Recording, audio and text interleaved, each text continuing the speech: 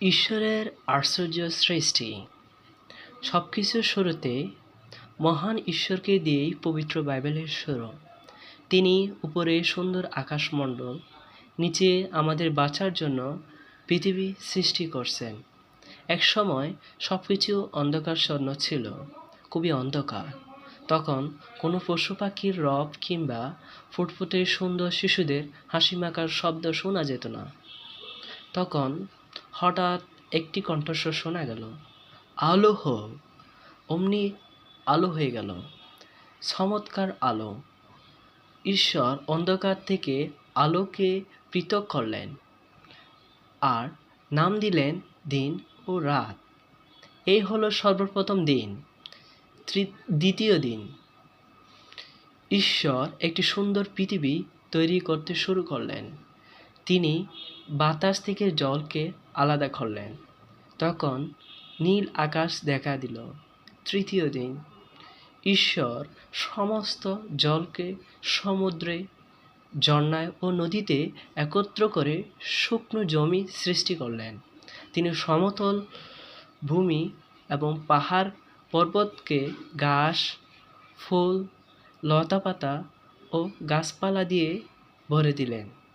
গাছে গাছে এবং ঝোপঝাড়ে আম, জাম, কাঁঠাল, কুল, নারকেল, জলপাই, আপেল, কমলা, কামরাঙা নানা ফল ধরতে শুরু করলো।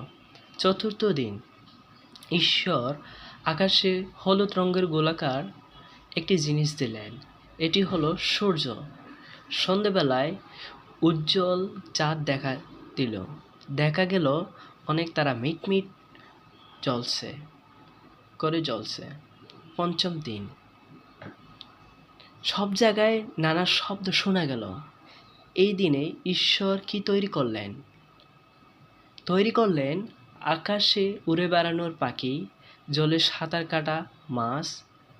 সেইগুলোই ছিল নানা আকারের, নানা প্রকারের, নানা রঙের। তিমি, গোল্ডফিশ, নীল পাখি, রাজহাঁস, উট পাখি ইত্যাদি হলো ঈশ্বরের সৃষ্ট অনেক প্রাণীর মধ্যে কয়েকটি মাত্র। ষষ্ঠ দিন, বুকে হাঁটা প্রাণী ছাড়া আরও অনেক প্রাণী দেখা গেল।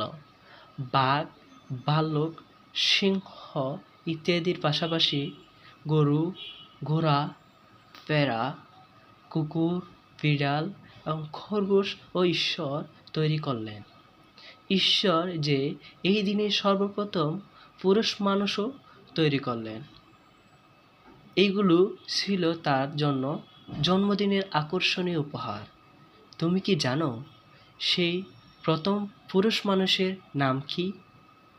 পরের গল্পে তুমি তার সম্পর্কে জানতে পারবে। সপ্তম দিন, ঈশ্বর বিশ্রাম নিলেন। তিনি সেই দিনের নাম দিলেন পবিত্র দিন, কারণ সেই দিন তিনি তার সব ভালো কাজ শেষ করলেন। আমেন।